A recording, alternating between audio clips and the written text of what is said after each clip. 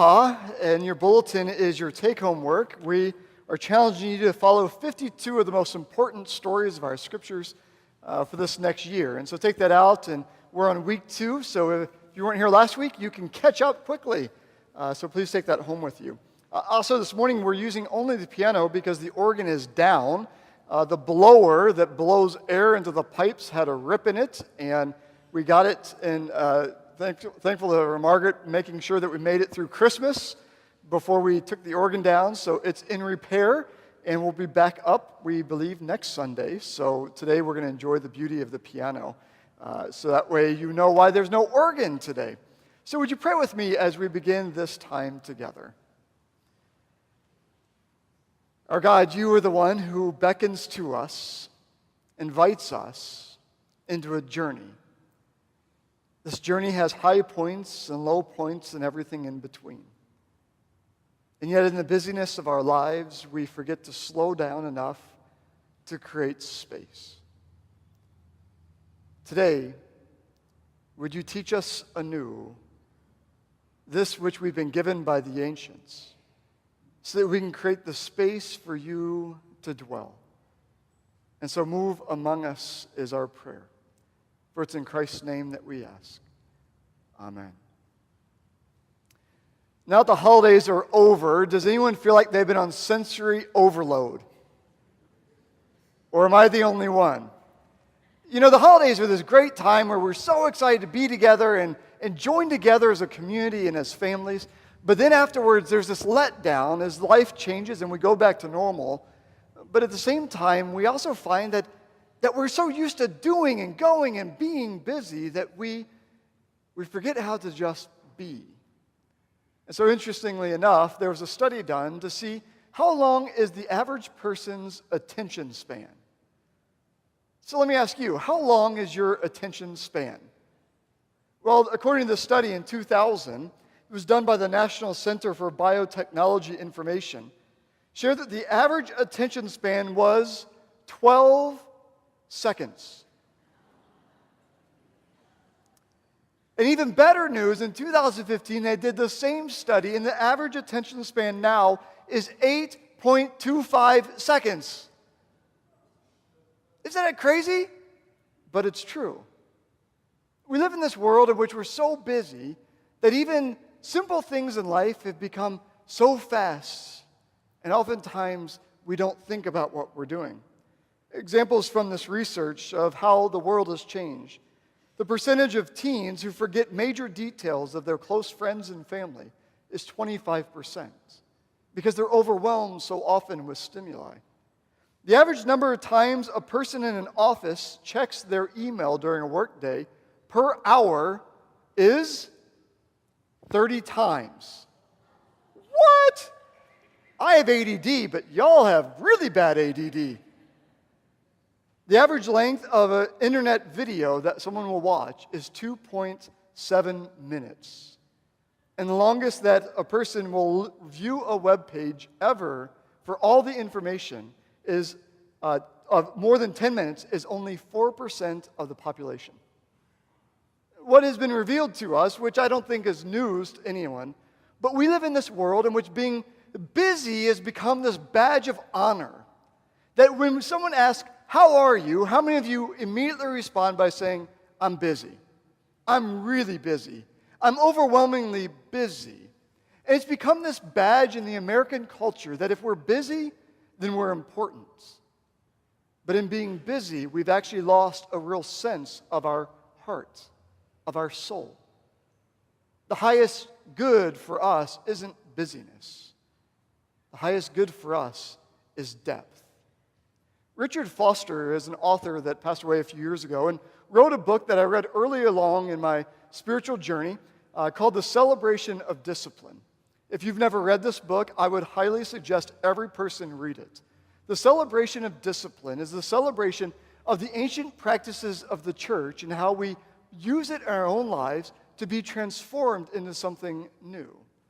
And so in that book, he talks about prayer and meditation, worship, community, serving, and all these other disciplines of our faith. That isn't new, but has been practiced for 2,000 years. But as we think about this, he says this at the beginning of the book. The desperate need today is not for a greater number of intelligent people, nor gifted people. The need for this day is deep people. Deep. Every culture has had a group of deep people called by different names. For some, they were called sages, or elders, or kapunas, or wise ones. These are the people that help us to slow down enough to realize what actually matters, what actually is lasting, and what we actually desire most in our own lives. I live in a world in which smartphones are normative to me. And this week, I decided to go out and about in the community just to watch people. And I suggest that you do this yourselves. And notice that if someone is by themselves, most people under the age of 50, for sure, what do we do when we're by ourselves? We pull out our smartphones. What I noticed this week is that we have a hard time being. We always need to be doing something, whether that's checking Facebook or Twitter, whether that's checking emails or just playing games on our phones. We've lost the ancient art of being present, of not doing, of not being busy, of just dwelling. The ancients had all these practices that they would instill in new generations, that they would have a full and glorious life. One of those such practices we talked about last week of prayer, of being able to create space to be molded into that which we are becoming. And this week we turn our attention to another practice, the practice of contemplation. Contemplation, many will exchange that idea with meditation, but contemplation is purposeful attention to something, to pull on the chin, to think deeply about something. How many of you like cows? How many of you like to eat cows? Then you like cows. Cows are an interesting animal, and perhaps you know this and maybe you don't, but cows, they eat, but they have 4 stomachs. And so when a cow eats the grass and chews it up and then swallows it, it sits for a little bit in the first stomach, and you know what happens? It regurgitates that grass, and it chews on it some more, and then it swallows and it goes to the second stomach, and after a period of time, it regurgitates it, and it chews on it some more, and swallows it again until the 4th stomach fully digests the grass. You see, contemplation is this idea that you and I are invited to chew on something deep and swallow it and allow it to work in us, and then we regurgitate it so we can chew on it some more. And we swallow it and allow it to work through us and in us. And then we bring it back up. We chew on it some more. And then we swallow it again so that it can work through our system, so that we can find a depth inside of us that is called God with us. Contemplation is this great art form of our faith. And Paul, writing to the church in Rome, says this: "Don't be conformed to the patterns of this world, but be transformed by the renewing of your minds, so you can figure out what God's will is, what is good and pleasing and mature." Contemplation is paying attention to something so that our minds are shaped by that which we pay attention to. You and I are porous. What we pour into us fills us. And so for many of us, we spend our days being busy with all sorts of things. That which we read informs what we believe. That which we watch shapes the way that we view the world. And so you and I are porous, and that which we fill our heads with fills our lives and the way we live. What are you filling yourself with? The way that the Philippian letter said, Paul speaks to this church right after talking about prayer by saying this: "If anything is excellent and if anything is admirable, focus your thoughts on these things. Those things that are true, are holy, are just, are pure, that's lovely.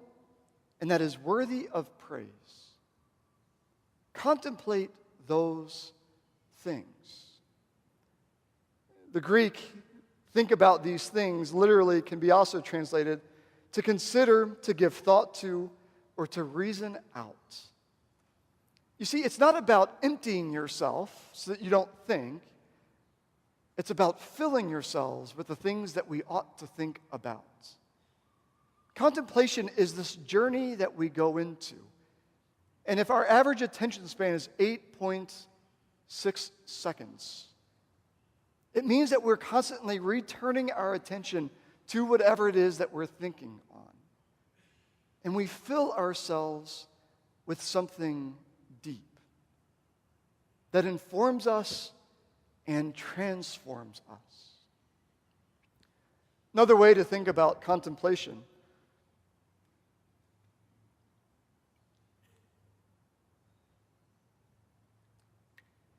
is by thinking of a sponge. Sponges are porous, which means that they can absorb things. And so contemplation is like our lives, our hearts, our minds, our souls, in which we get to absorb what we want to send into it. And so as we go into contemplation, the goal is to start absorbing so that as we begin a day, we start absorbing this goodness, the truth, the sense of God's presence with us, so that when we go throughout the day, we have enough that it fills us enough to keep us grounded and centered on God. But like the Christian faith has always believed, is that it's not just for me, it's for us. And so it also starts pouring out into others as we just do life together.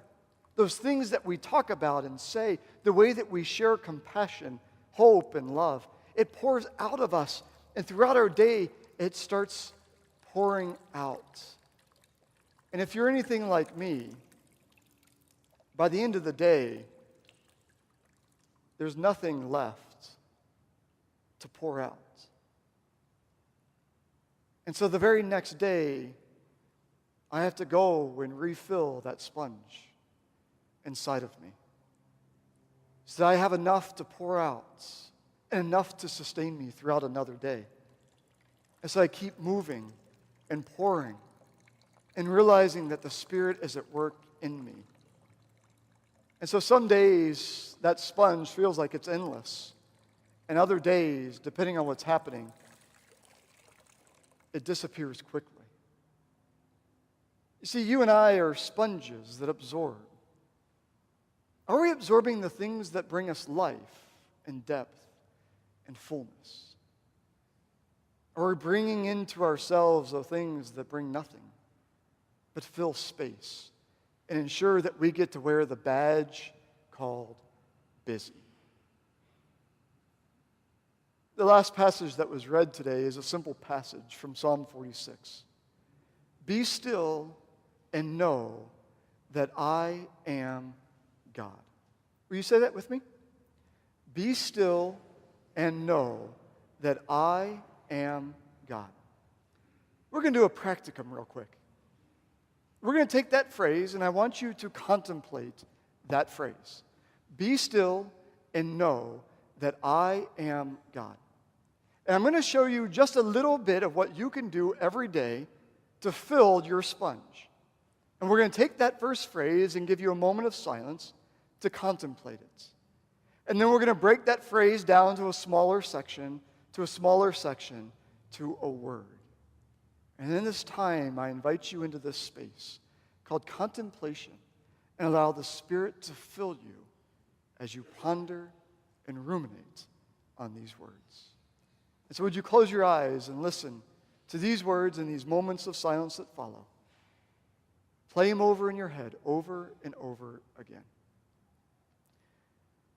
Be still and know that I am God.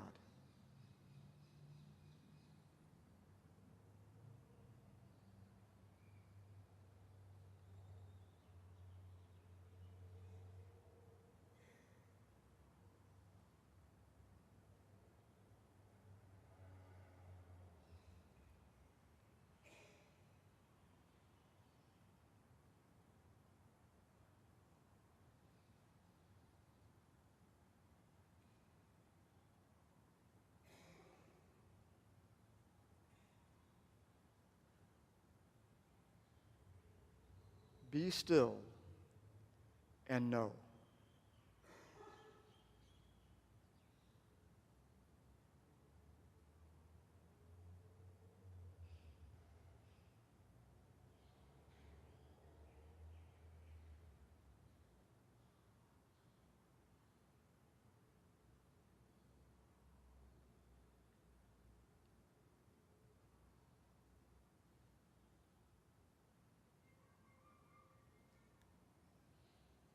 Be still.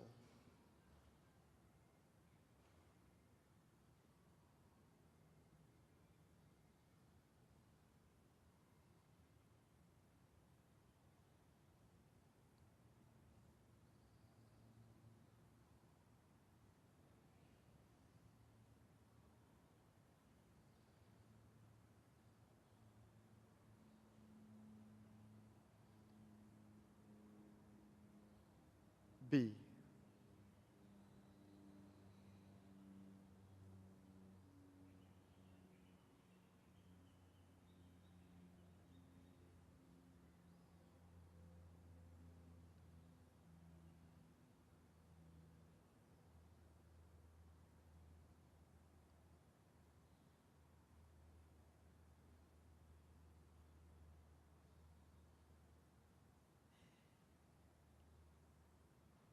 May you pause long enough in your day to be filled by the spirits so that you may be full and deep. Amen.